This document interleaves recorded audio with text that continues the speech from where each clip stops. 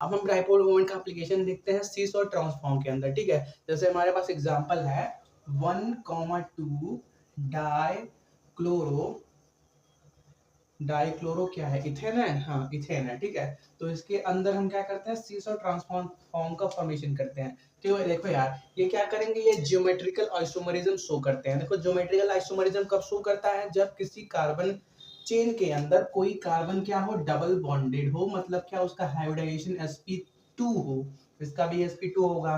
तो मतलब क्या, उसका जो हाइब्रिडाइजेशन sp2 हो और दोनों कार्बन से लगे हुए ग्रुप, इसको ए मान दो, इसको बी मान दो, इसको सी मान दो, इसको डी मान दो, ठीक है। जब ए और बी अलग हो, जब सी और डी अलग हो, तब ऐसे मॉलिक्यूल क्या करते हैं, ज्योमेट्रिकल आइसोमरिज्म शो करते हैं, ठीक है। ये बात हो गई ज्योमेट्रिकल आइसोमरिज्म के बारे में। अब क्या हो, अगर यहाँ पे हम क्या ले लें, यहाँ जैसे हाइड्रोजन ले लें, क्लोरीन ले लें, यहाँ पे क्या ले लें, हाइड्रोजन ले लें, ये क्लोरीन ले लें, ठीक है। तो ये बात हो गई ज्योमेट्रिकल आइसोमरिज्म की। और देखो यहाँ पे दोनों हाइड्रोजन सेम साइन है, सेम साइड है, और दोनों क्लोरीन भी सेम साइड है। तो जब दोनों ग्रुप क्या, दोनों कार्बन के साइड जो प्रेजेंट ग्रुप है वो अगर सेम साइड हो, तो उसको हम बोलते हैं क्या, सिस फॉर्म बोलते हैं। अगर हम क्या कर दें, इसी क्लोरीन को ऊपर कर दें और हाइड्रोजन को ना ऊपर तो करो, क्लोरीन को,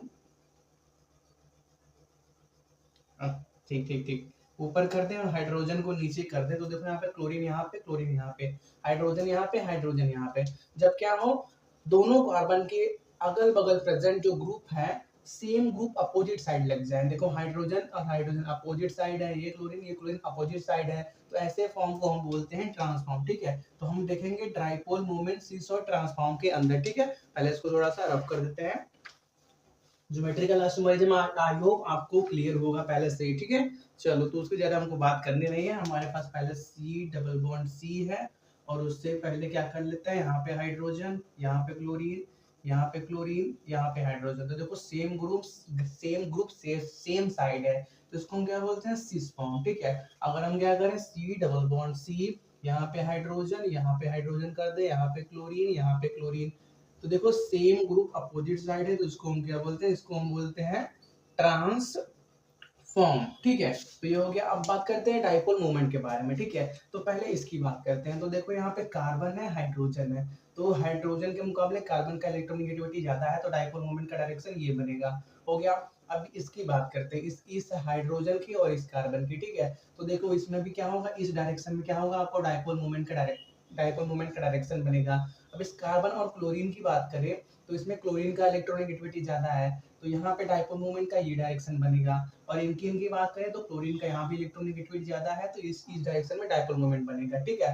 तो देखो हमारे पास ऊपर वाले क्या है, ऊपर वाले कुछ ऐसे आपकी तरफ नीचे की तरफ आ रहे हैं, ऐसे आ रहे हैं ना, हाँ, ऊपर वाले दोनों ऐसे आ रहे हैं। जब ये दोनों ऐड होंगे, तो आपको मालूम है डाइपोल मोमेंट वेक्टर क्वांटिटी होती है, तो जब ये दोनों ऐड होंगे, ये एक कैसा है, एक आपका इस डायरेक्शन में, ऊपर वाले की बात कर रहे हैं, ऐसे जा रहा है, और दूसरा ऐसे जा रहा है, ये वाला ये है, और जो आपका ये वाला है ये ऐसे दिख रहा है।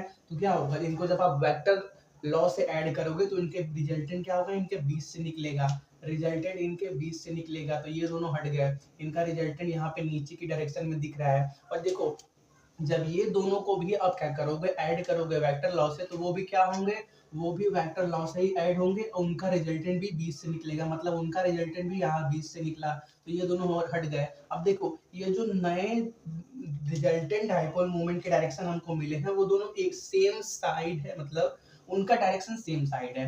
पहला वाला भी नीचे था, जो दो यहाँ पे थे, उनका हमने डाइपोल मोमेंट जो नेट निकाला, उसका भी डायरेक्शन भी नीचे, और ये नीचे वाले का भी डायरेक्शन नीचे।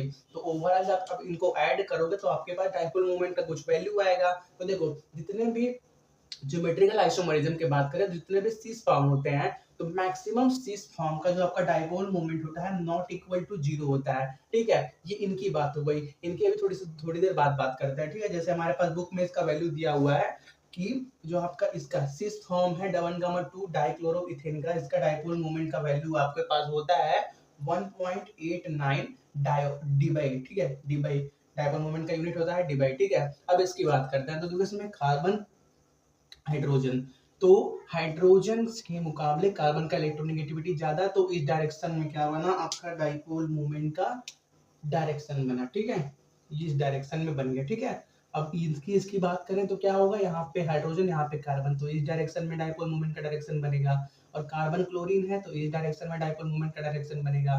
कार्बन क्लोरीन तो इस डायरेक्शन में डायपोल मोमेंट का डायरेक्शन बनेगा। तो देखो, ये हाइड्रोजन और इस क्लोरीन की बात करो तो उनका डायपोल मोमेंट का डायरेक्शन ये है, और इस हाइड्रोजन इस क्लोरीन की बात करो तो उनका डायपोल मोमेंट का डायरेक्शन ये है। देखो, दोनों एक दूसरे के अपोजिट है और इक्वल भी है, क्योंकि कार्बन हाइड्रोजन है, यहाँ भी कार्बन हाइड्रोजन है, तो क्या करेंगे, दोनों एक दूसरे को कैंसिल कर देंगे, तो ये जीरो आ गया।